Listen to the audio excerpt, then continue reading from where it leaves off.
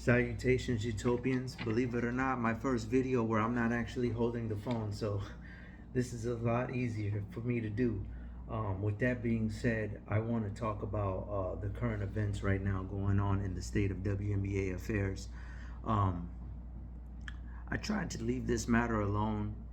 In fact, yesterday, I didn't even tweet on Saturday, which was the first time since I created my uh, my social media page on Twitter X. Go check me out, GL the number ABAL_sports.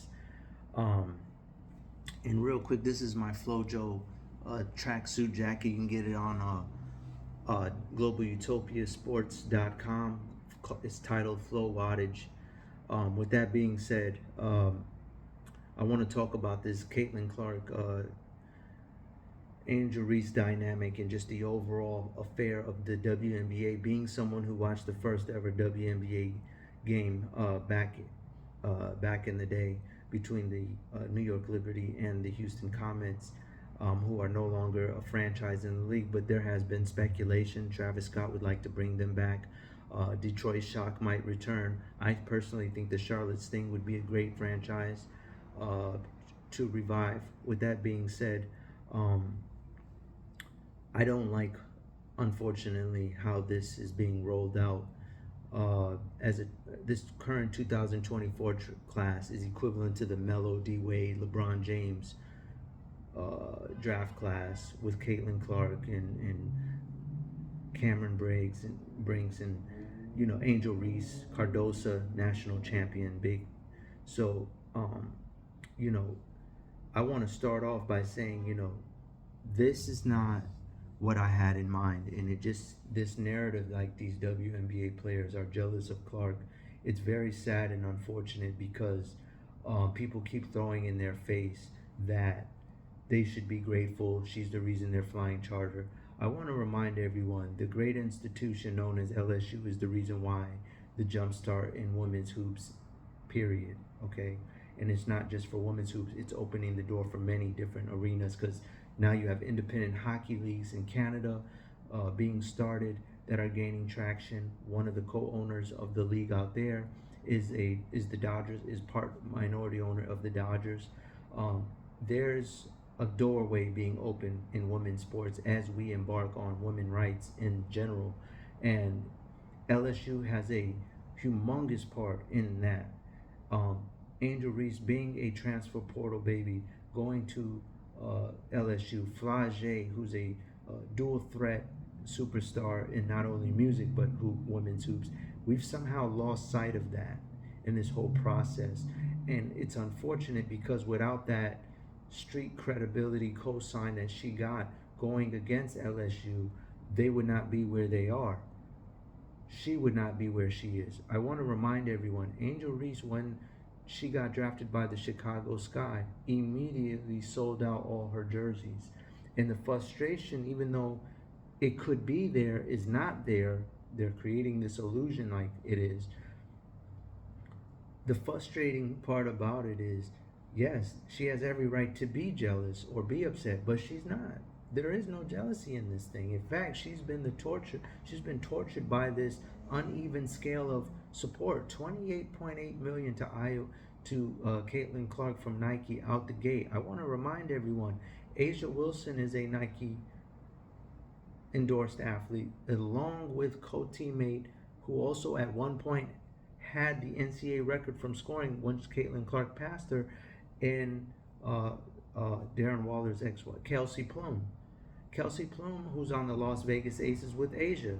Now imagine Asia Wilson being a 3-time champion, 2-time MVP, and still hasn't gotten a signature shoe from Nike. And you got Caitlin Clark already guaranteed that first day on the touching, before ever touching a court, once she got drafted, like 4 days after. Any workforce arena, you would feel shorted, and no one's saying a word, and yet people are sitting here still using that as a narrative. And the worst part is the loudest mouths in the room are the people who do not watch women's basketball. I want to point people's attention to Candace Parker's rookie year where she had a melee. Also want to point people's attention to Brittany Griner in 2017 having almost got jumped on the court in a melee. Is it a black and white thing that what they're claiming with Sinead Carter, or is this just simply what comes with the territory, like Jordan went through with the bad boy Pistons? Is this the baptism? Is this the growing pains of being eventually what will be the star of the league? She's no question going to eventually have her moment in the league where it's her league. But at the moment, the team is under construction. She has a frenzy of media. They're about to go on a 5-day vacation. That's how much they've been on the run lately. The coach is on ice. She gives me sides.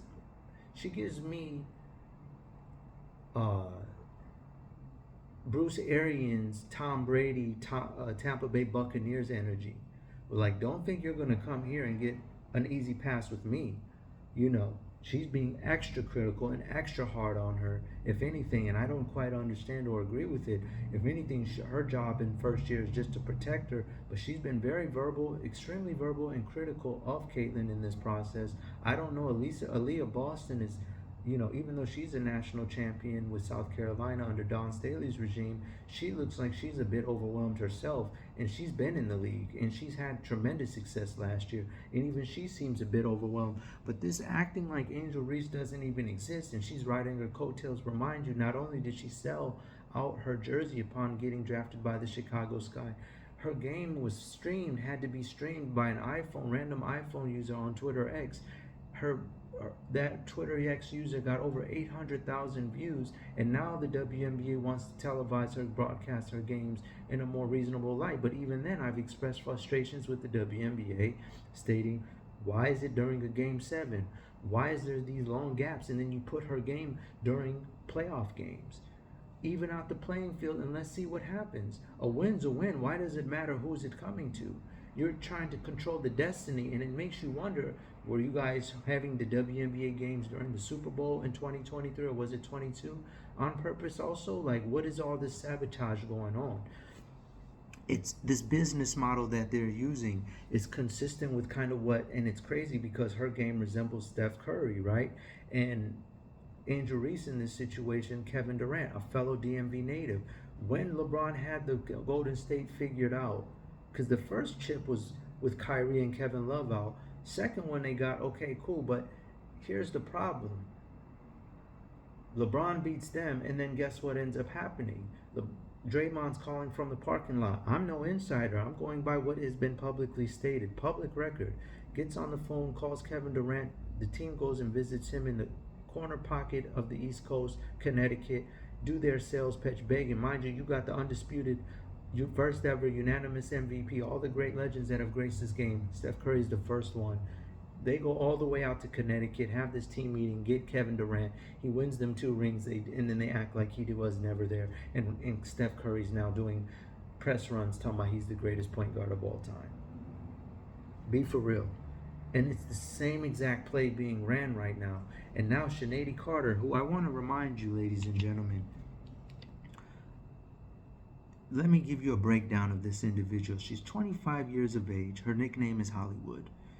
She self-named herself Hollywood. So it's a very flamboyant, braggadocious individual here who's very prideful. She was drafted 4th by the Atlanta Dream, who played today and got spanked by UConn, by the Connecticut Sun, mind you. She was the 4th pick by the Atlanta Dream, got terminated from Atlanta after threatening a teammate. She threatened to beat him up, so she got dismissed due to conduct detrimental to the team. Fast forward, 2022, got picked up by the Sparks. They waived her midseason. Similar reasons, poor conduct. 23, plays abroad in Turkey. 24, goes and signs with the Chicago Sky. Reason why I bring this up, it's not like it's something against Caitlyn. It's not a race thing, anything like it. This is who she is.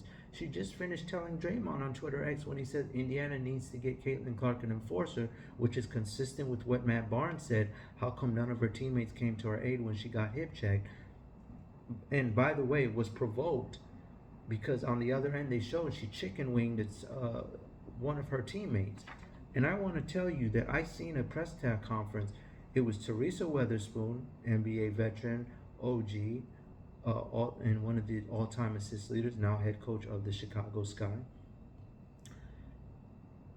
Camila Cordosa's first WNBA game, they had a press conference. Guess who was sitting right next to her, reminding the press that was her first game? So this is not an individual she's a Draymond type. So when Draymond said, hey, they need to get her an enforcer, she told him, shut the hell up on Twitter X. She's consistent. Anybody can get it. But they're making it seem like she's targeting this individual because of her status or whatever. Nobody cares about your status. Everyone has to go through these growing pains. The WNBA is just up there, just underneath hockey, is one of the most physical games that you have on a professional level. These women play hard. A couple weeks ago, do y'all remember the chokehold, triangle chokehold to slam that Alyssa Thomas did to Angel Reese? And what did Angel Reese say? It's part of the game. So what is all this narrative that, oh, she's being targeted and she's so messed up and people are questioning her gender? It's very bizarre to me. Very disappointing at that. This is just part of the game. And it's sad that this is the angle that sports is taking in order to promote the game, because I think it's safe to say everyone's is all eyes. It would better off behoove the league at this point to, if you really want to fix the game, if you really want to sell tickets, make a better product. Upon getting drafted, the teams need 2 to 3 weeks to develop their team so that they can actually have some practices rather than rolling them out a month after getting drafted. There's no time for promo runs, conditioning, and everything in a 1 month window, and it's showing. Chicago Sky, in conclusion, I'll just get straight to it. The Chicago Sky have a great team. They got size, they got youth, they got the enforcer, obviously. I could easily see them moving to the 6th seed, the Dallas Wings sneaking into the top 8, and the Atlanta Dream falling out based on everything that I've seen today. And one day I can already feel that Atlanta Dream is going to be up out of here because they have a very shaky roster right now. They got a stopgap unit. It reminds me of the Knicks under the Isaiah Thomas regime when they had Eddie Curry, Zach Randolph, and Stephon Marbury. The paint is clogged. You got this gifted point guard who also in his own way has struggled with winning. And Haley Jones out of Stanford, she's a magic type, even has the awkward jumper like him, but she's a floor general and is a willing and able passer. But they got these veterans in key spots. It's just a poorly constructed roster. So I could see the Dream, despite having sold out home seats, being bounced out of the playoffs in the Chicago Sky Dallas Wing bump up. Dallas Wing have 2 top 10 draftees. Chicago Sky as well. I could see that, but Dallas are in a lot of quality statistics like points per game, 3-point percentage, if I'm not mistaken. So I could easily see Chicago, Dallas Wing all moving up, Atlanta falling out, Phoenix Mercury are going to probably be somewhere in the 7th. Diana Taurasi was unconscious today. But I just want to be very clear. Do not get caught up in the hype. There's nothing against Caitlin Clark. This is the way the WNBA is. And drown out the noise, because the loudest in the room are the same people who will tell you, oh, why are they only making $70,000 a year? Well, quite frankly, they should be paying the league. They haven't been profitable the last 10 years. They've been operating under a $10 million loss. Really, technically, they should be paying them. You want to see the women get paid more, then support the games. Until then, there's no harm, no foul. Same thing with this. A lot of smoke screens, and I don't think they need to do that, quite frankly. People are a fan of the game. Now, I know they're not going to be in the playoffs this year, but, at least at this rate. But Clark is doing just fine, and they don't need to do all this extra hoopla and creating these narratives, because trust me, if Nike didn't like it, they would put an end to it quickly, the way they did when it was very clear back in the day, hey, Kobe's off limits. As much of a jerky as he was, God rest the dead, but when Kobe, everyone knew you better not put your hands on Kobe. And the same thing can be said about this situation right now. They obviously are fine with the narrative because they could table it right away. The league could know that it's off limit, but they're okay with all this stuff. And it's sad because it's not healthy. It's a very flammable thing for society. With that being said, utopians, I'll try to do better next time. Global out.